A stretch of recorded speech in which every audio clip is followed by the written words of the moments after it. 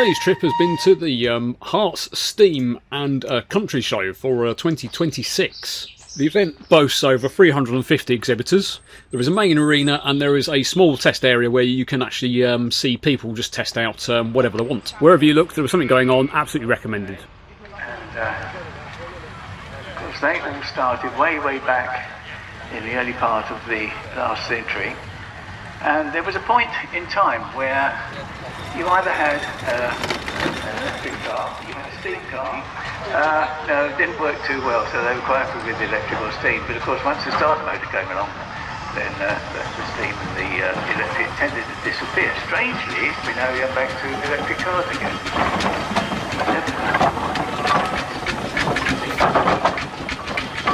That one's a compound engine. If you have a look at the front of the cylinder block as it goes round, one smaller cylinder, one enormous one. The steam's used twice. It goes into the small cylinder first, expands a bit, and then it goes into the larger together.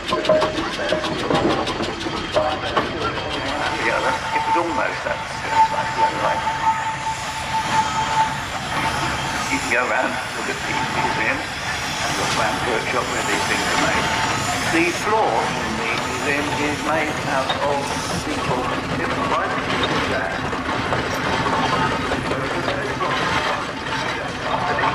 You probably look, if you look at the engine work on that thing, you'll probably find stamped into some of the movement number 86 or something like that, which is interesting because they only made about 36 engines in total.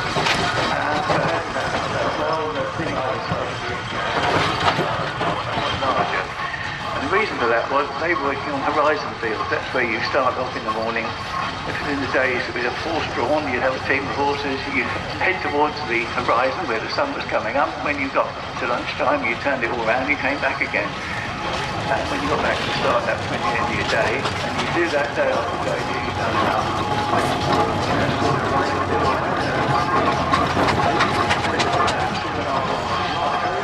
Sometimes you're working over a hill. And the byproduct was cutting through from the top of the hill. They'd use that with the number of horsepower, say something like 6 or 10. You're thinking, on a great number of machinery like that, you're getting 10 horsepower.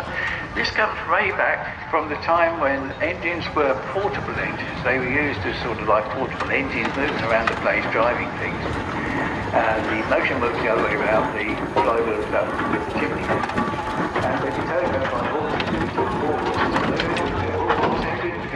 Flywheel up against the chimney, and of course an enormous chain that came down to drive the rear wheels. That was a bit inconvenient, so in the end they turned the whole thing round and drove the rear wheels with a set of gears. You'll see in the back of the rear wheels, you'll see there's a winch in there, and if you look at the hubs, there are a pin that you pull out so that the axle can revolve freely within the rear wheel, and you can then use the wire rope on the winch to pull the engine out or pull the tray out, whatever you have to do.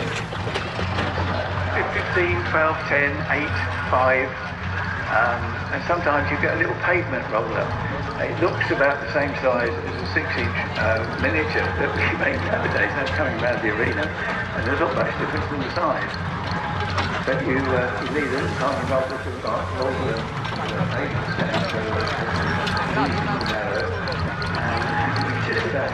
roller, or as a traction engine. And strange quirk of the British system is that if you had it as a roller, you had to have a separate driving license. If you had it set up as a traction engine, you could drive a car license. Yeah, we had to have it. Nobody said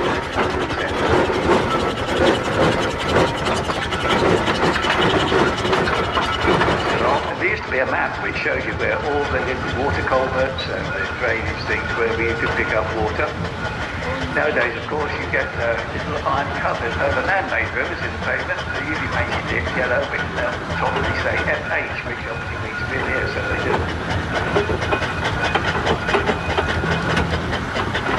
Another one is a 5-ton tractor made by trolls up the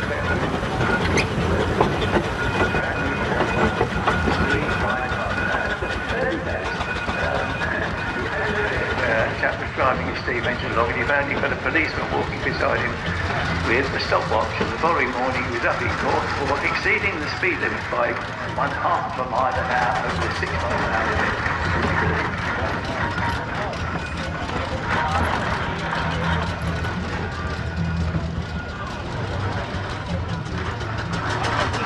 Followed by a timber tractor. These are used for hauling timber out of forests and things, that you have a go wagon on back to carry the stuff down to the mill, which you could use the same way that you did with the steam engines. That was a bit messy. If you're got a very wet bit of weather and you're crawling about on wet grass and mud and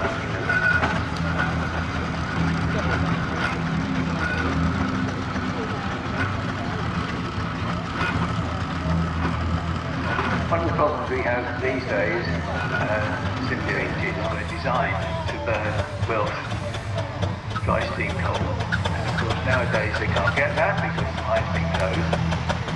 And I believe they're even talking about filling it in, but it's going to be using twice so much of it. Also we have to load it onto a ship and drive bring it across the North Sea and unload it this end and blah blah blah blah blah. So yes, it looks good on paper. Does it work in practice? Of course not.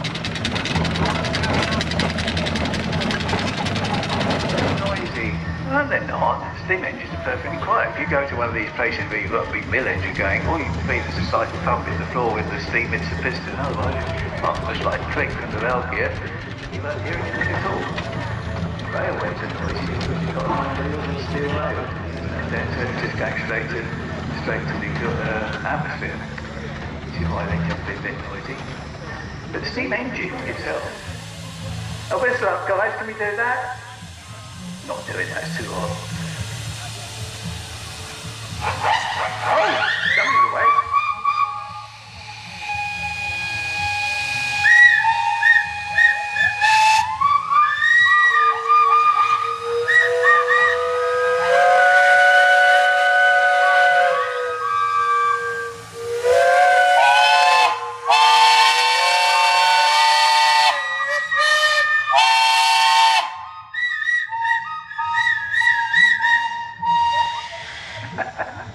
Okay, thank you. As a matter of interest, the only ones that didn't have to have a warning of approach device were the steam rollers, because you could hear them coming from a mile away with all the racket they made with the rollers on the road.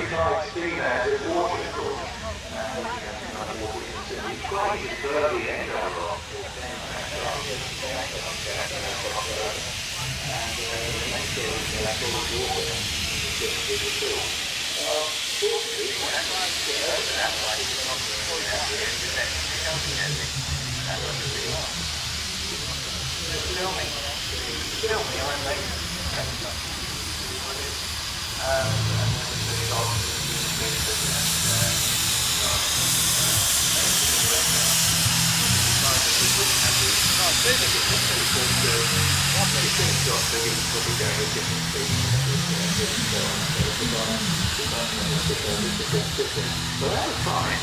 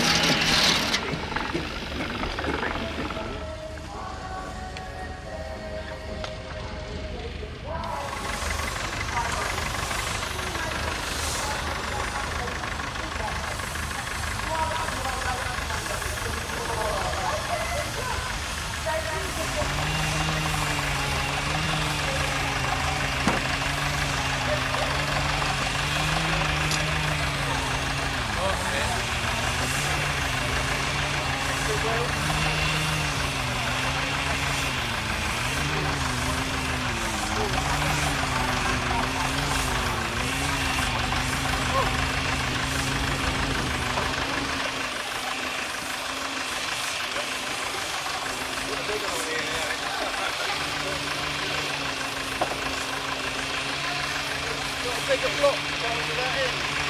Isn't that right there?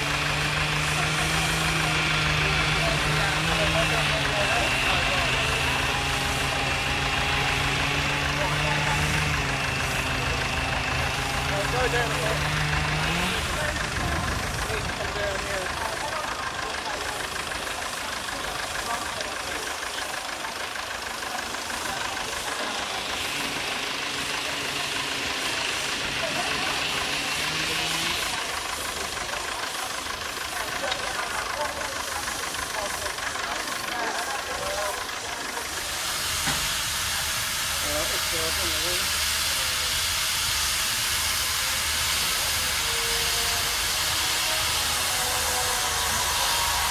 Rapid and hard.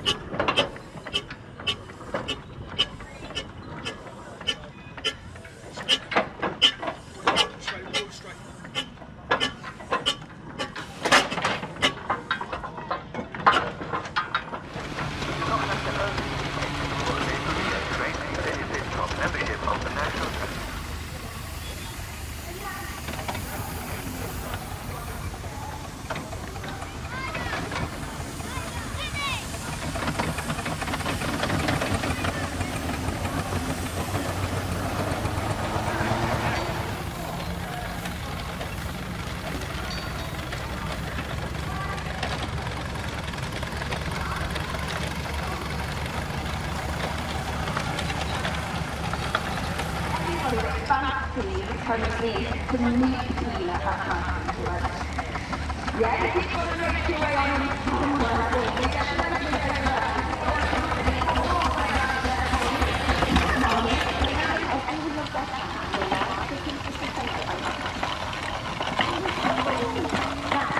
I often get people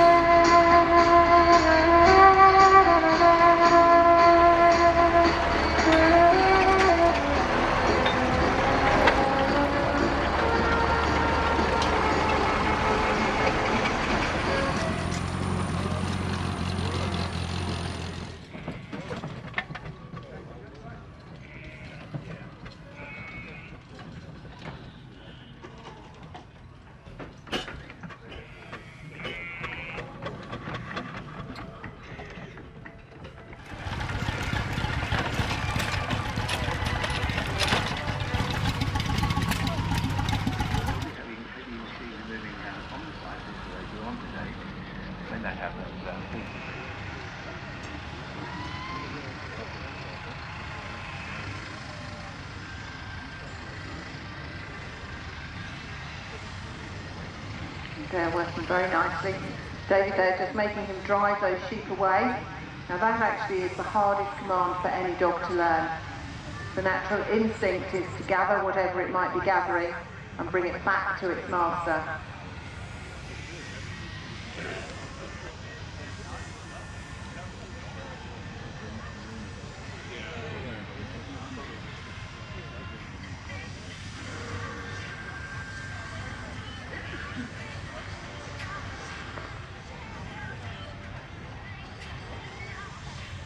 Now obviously when you're working with 4/5 dogs at any one time, you have to have them on different commands because otherwise they'll be all going in the same direction at the same time, and that would rather defeat the object of having the dogs helping you. Ted is on the words fud and lofty, which he inherited from an older dog called Bob. So each of them has 5 basic commands: to lie down, to come to you, to walk away from you, and to go to the left and the right. So all of these dogs are border collies, although they're very different in their coat type, their temperament, and their colouring. But I can assure you they are all border collies. 280 arable, and the remainder grass for the sheep. During March we lambed 410 ewes. So at this time of year we have in the region of 1,500 sheep on the premises. So these dogs do know what a proper day's work is all about, and they are out there every day with David to do the shepherding. With the heat that we've now got, I think they were jolly glad to get rid of their coats. Did they all go through, or did one go the other way? I couldn't see from here. So now they've gone through there, David will... His eyes never stop looking at the sheep. There.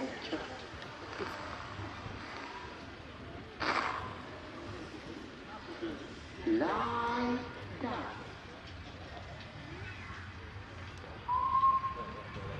Lie.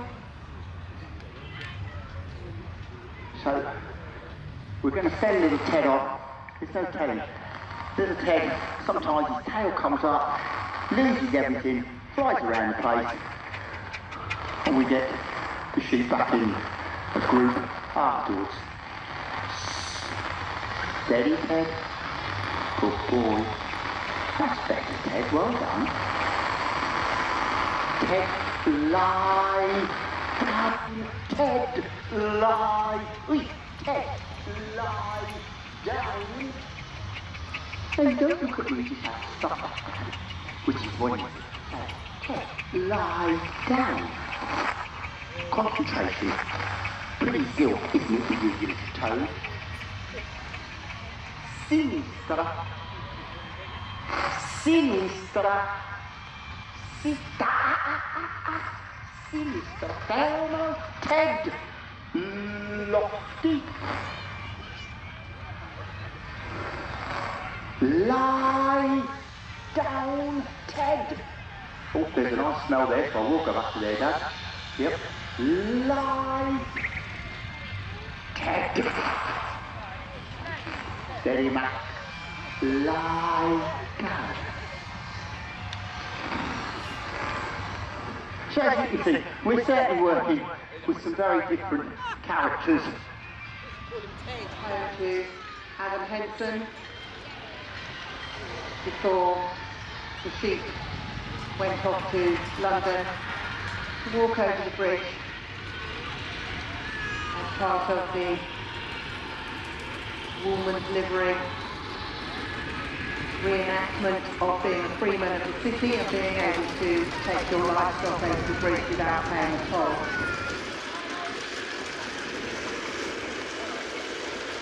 Now, the sheep that you see here today will be some of the sheep that will be going to London in September.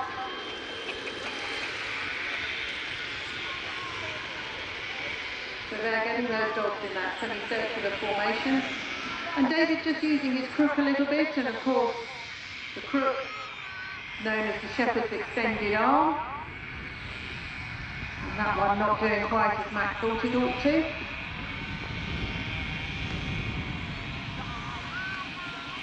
Ted there thinking he knows best. I'll go and get them in there. The crook is always the one with something ornate there. Thistle, a fish, anything else that can be carved on.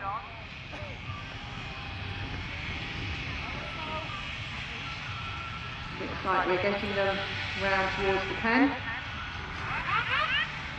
Just hope that the dogs don't make any false moves. Kept there just moving round a little bit. Ted there doing his own thing and probably going to upset everything.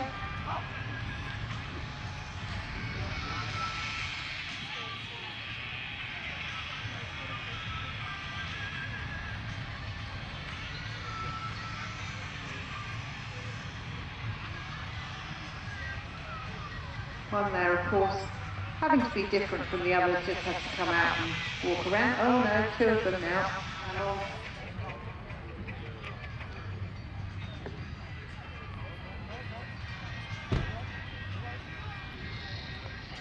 Quick, David, get that gate closed. There we go. So now we have those sheep in the pen. So now it's time for some of you, if you feel up to it, to come in. Hello and welcome. Thanks for joining us. It is really warm today for these guys, so we're probably going to keep it a little bit shorter, sort of 10-15 minutes. Hard work sometimes. So as we're walking around, you might see that Monty is a little bit uneasy, so it's a little bit at the back there, he can pull a cart, and then these guys, they're doing long reining and we're going to be getting harnessed shortly. With him, he's got a little chunky. But we're working on that, we're losing it. And we will be doing a meet and greet in the middle. So afterwards, for about 5-10 minutes, you can come over. We'd say probably just one at a time, don't all maraud us at once, because it can be a bit daunting for them.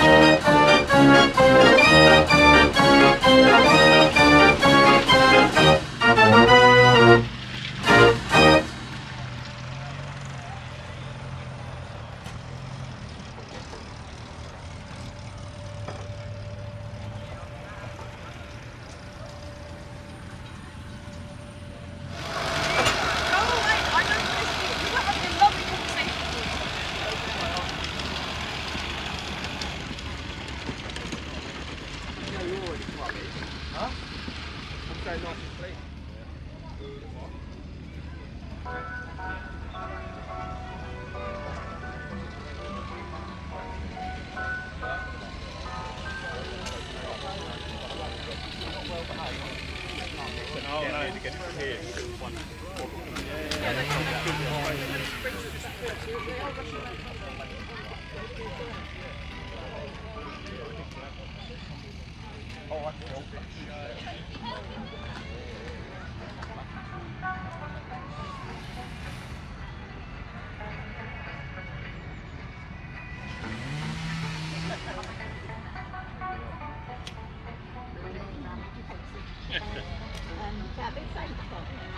just check it.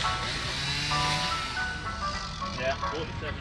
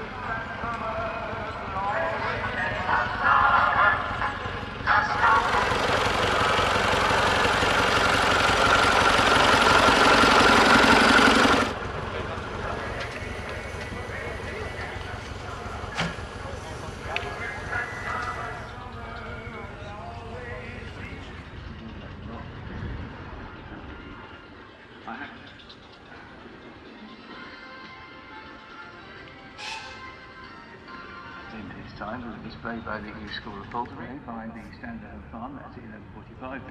With steam engines at 11:45. There's a parade of minutes. Steam engines at 2:50.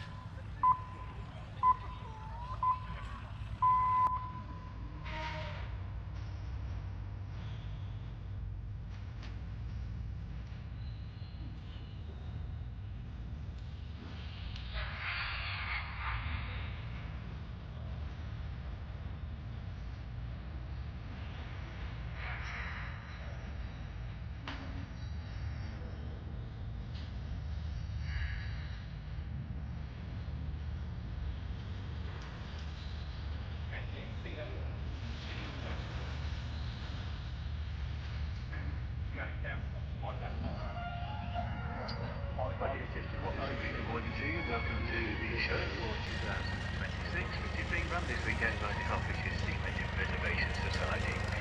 We start our arena programme at 10:45, just under 45 minutes. Time this morning will be displayed by Leach.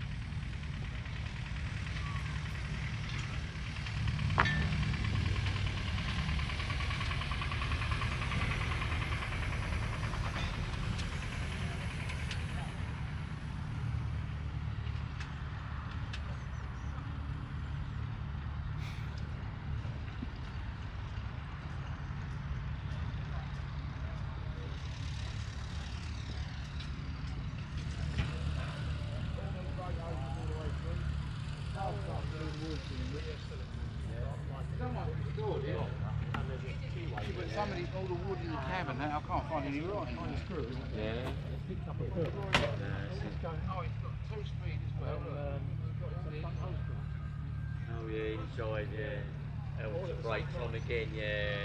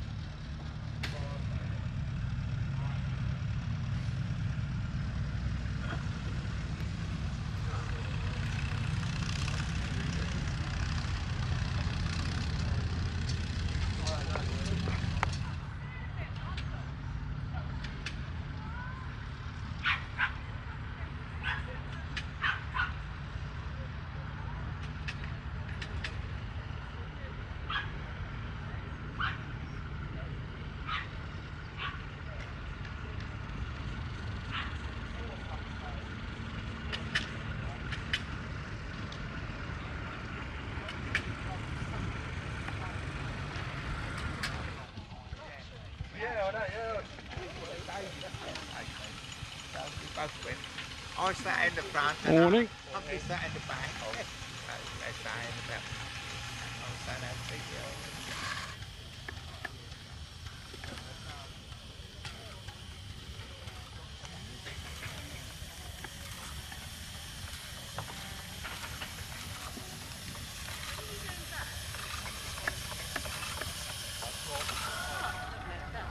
Come on Friday, go back. I will have to work Monday.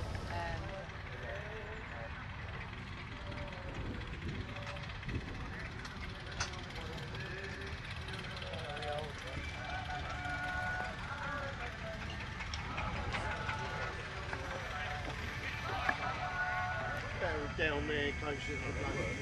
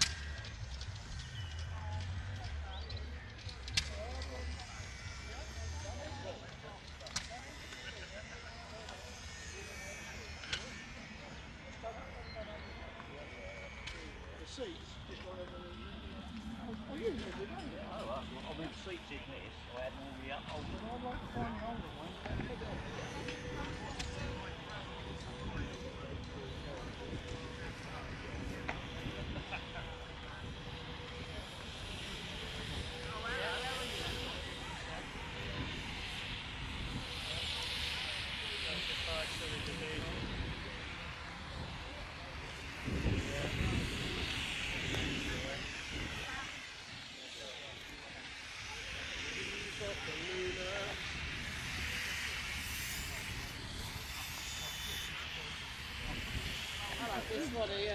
Oh, well, yeah, I know who owns that one of our friends. Always.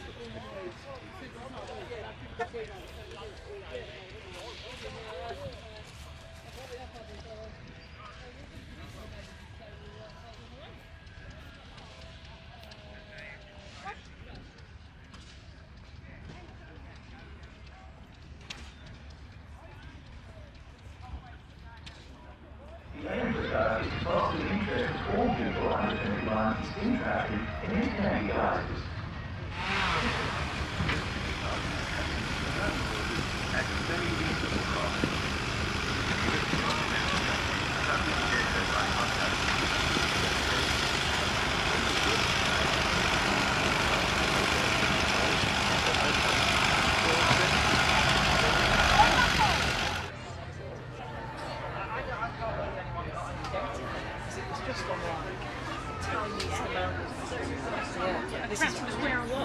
This is proper data. No, it wasn't actually on it. It was on Yeah, that's it. So you get Yeah. I mean, that's your master show. It is, yeah. But then you've got more.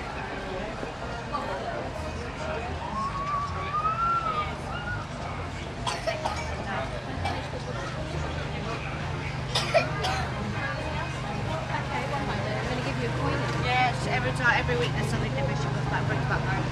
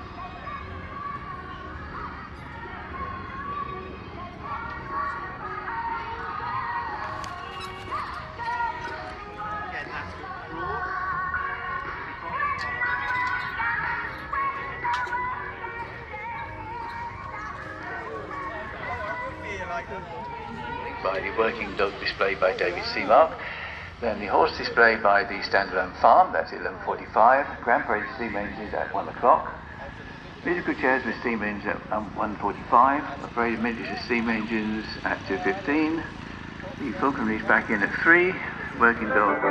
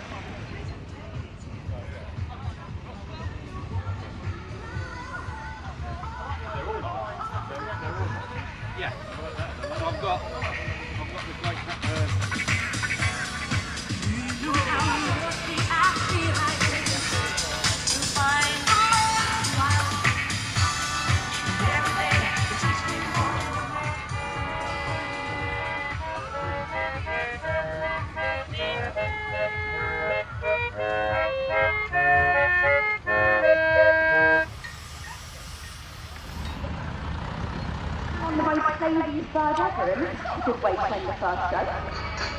Well